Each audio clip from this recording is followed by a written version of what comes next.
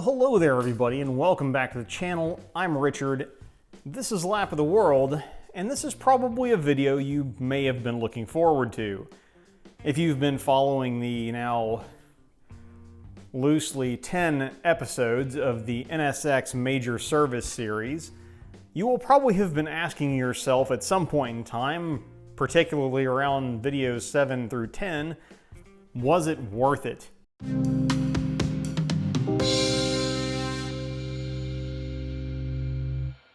All right, folks, before we get into the dollars and cents, I did want to take just a second and thank our sponsor again, ATR, Austrian Type Racing, or nsx-parts.com for exactly what that URL implies. Check them out. I've left a link in the description.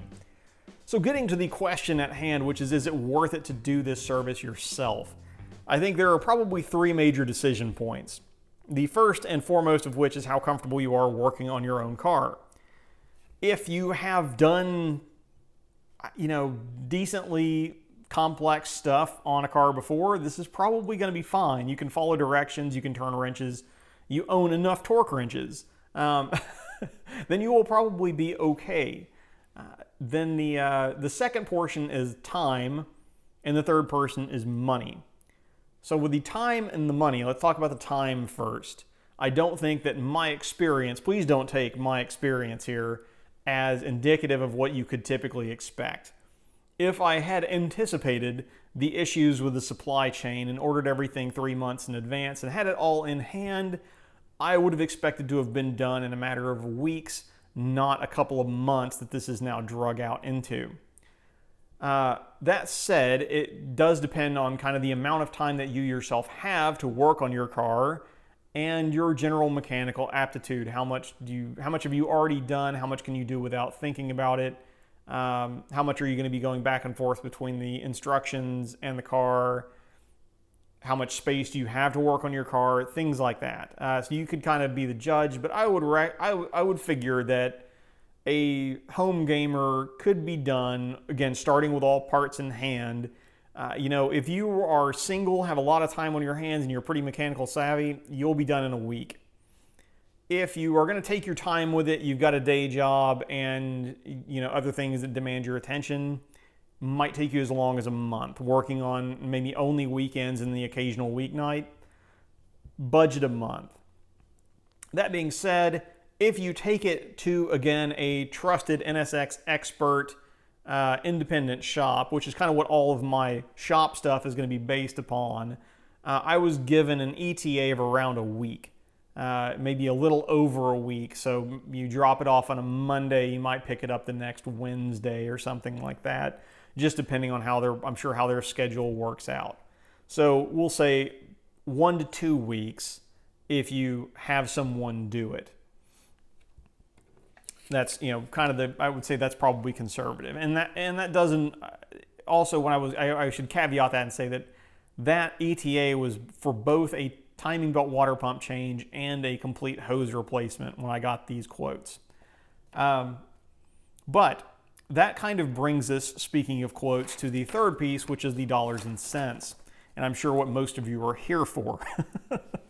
So I was quoted. We'll start with the shop first. If I was going to take it somewhere and do this, and again, the decision to do so was not really based on, I was not given some war crime of a quote, nor was I, turned off by any lack of confidence or anything like that. Frankly, if it had not been for the parts train issues, I probably would have just taken the car and had the car serviced so that I could have gotten back to my regularly scheduled track days sooner.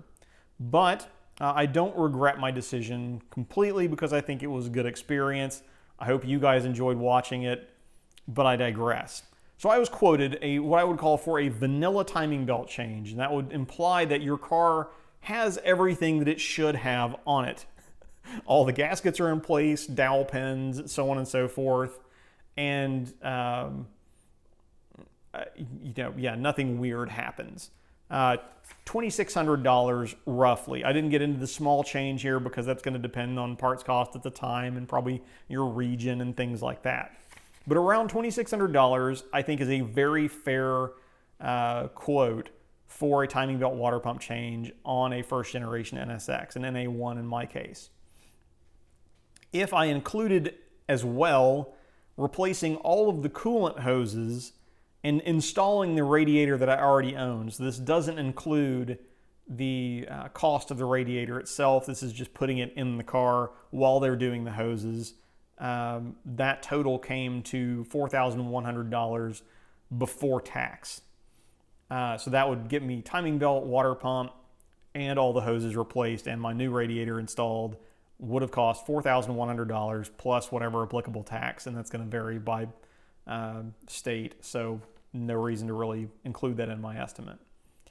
So rewinding a little bit though, we'll take that $2,600 timing belt water pump job, and we'll give the shop that I was going to take it to full credit for saying, for calling me and be like, hey Richard, your car's missing a bunch of stuff.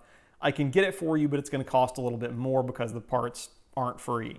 That would have added $300 more to replace the damaged timing cover and acquire all the missing timing cover bolts, or not bolts, excuse me, replace all the missing timing cover gaskets and some of the special bolts that were either wrong size or, if I had preferred for them not to be reused, that would have included that. So $2,900, I think, is the point that I'm going to use as a comparison for what it actually cost me to do the timing belt and water pump job. And that number, we'll start with the big numbers and I'll break it down for you a little bit after that. So my total cost for just the timing belt and water pump job, including all the shenanigans, was drink. Somebody said they were doing a drinking game for every time I said shenanigans. I didn't realize I said it that much. I've watched Super Trooper too many times. I'm sorry. But my total was $1,297.60 for the timing belt and water pump job itself. Now, if I include on top of that the also doing the hose, the complete hose replacement, that brings my total to $2,513.97.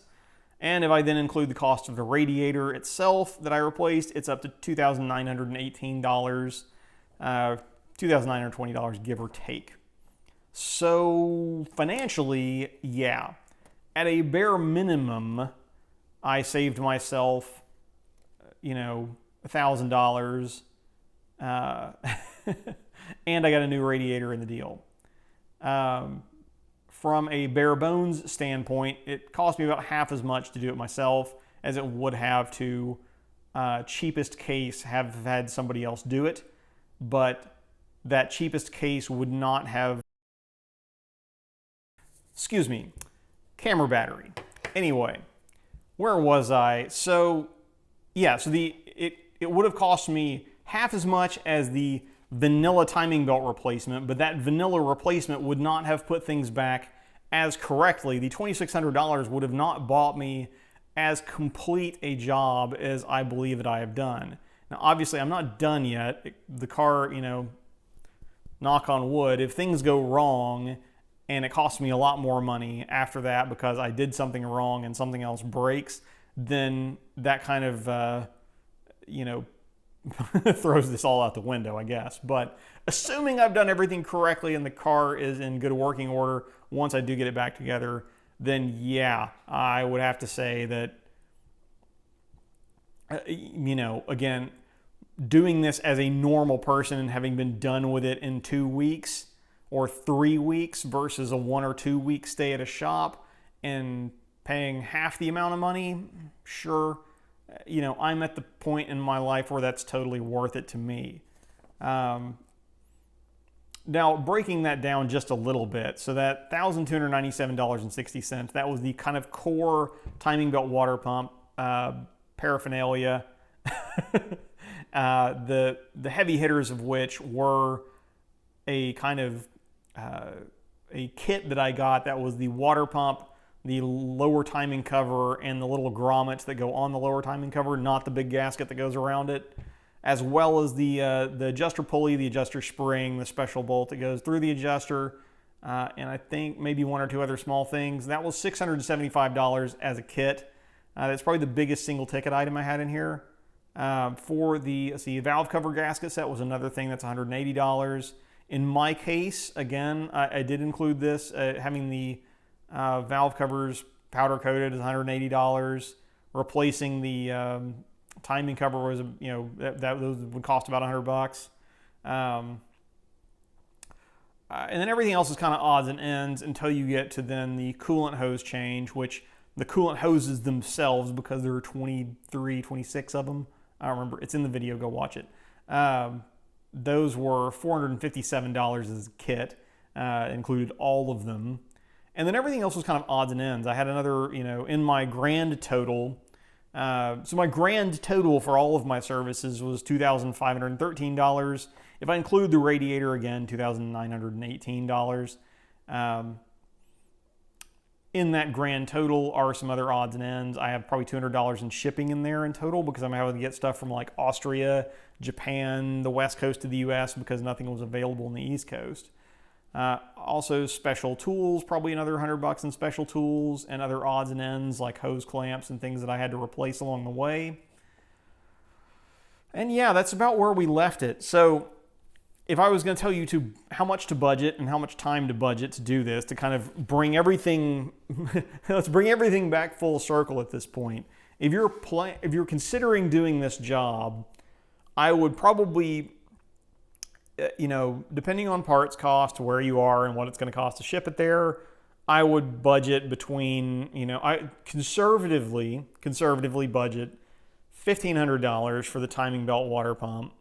That whole job. It should be less than that. It should be more around $1,000 for all the parts, to replace everything that says replace it, all the special bolts, and buying some tools. If you already have if you already have most of the special tools, then you're probably getting out cheaper than that. To do that, and then the hose, to do all of the hoses, probably around a little bit more than $600. Again, in my case, there was some ancillary spending there. As I said, if your car has all of its original hardware on it, hose clamps and stuff, you should be out that $457, and maybe some silicone spray to make it easier to put them on. Again, if you have all that stuff laying around already, then you should be golden. If you end up having to buy tools or having to replace hose clamps, then that can increase some. I had to buy a lot of hose clamps. So there is that. But yeah, I would say for that, so budget $1,500 conservatively, that's worst case, and then budget about a month to do it.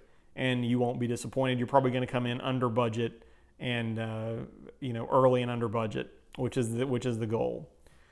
For the hose change, I would again, that one can be a serious pain in the butt. You have to kind of have some tolerance for tedium, I guess.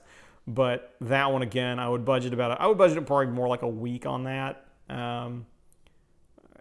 Assuming everything goes smoothly and you can reuse everything, and maybe $500. Figure you might have to replace something, in there, maybe replace 1 or 2 hose clamps in there. But so $500 in a week for the hose change, and then maybe $1,000 and 2 weeks, optimistic for your timing belt, pessimistically $1,500 in a month. Because I have a feeling there are going to be some cars like mine that are going to be missing stuff like stupid gaskets, or they're going to need to replace gaskets they didn't anticipate. You might damage something while you're going in there. You might nick a gasket and have to replace it. So just to kind of cover all the bases, that would probably get you close enough. But anyway, I think I've rambled on long enough. Hopefully that's gotten you the details that you wanted. Again, look for a parts list in the description. And until next time, this is Richard. I am Richard. This is Lap of the World. I clearly need to stop here. Thanks for watching. Please consider dropping a like, subscribing to the channel if you haven't already, and I will see you guys in the next video, if not at the track.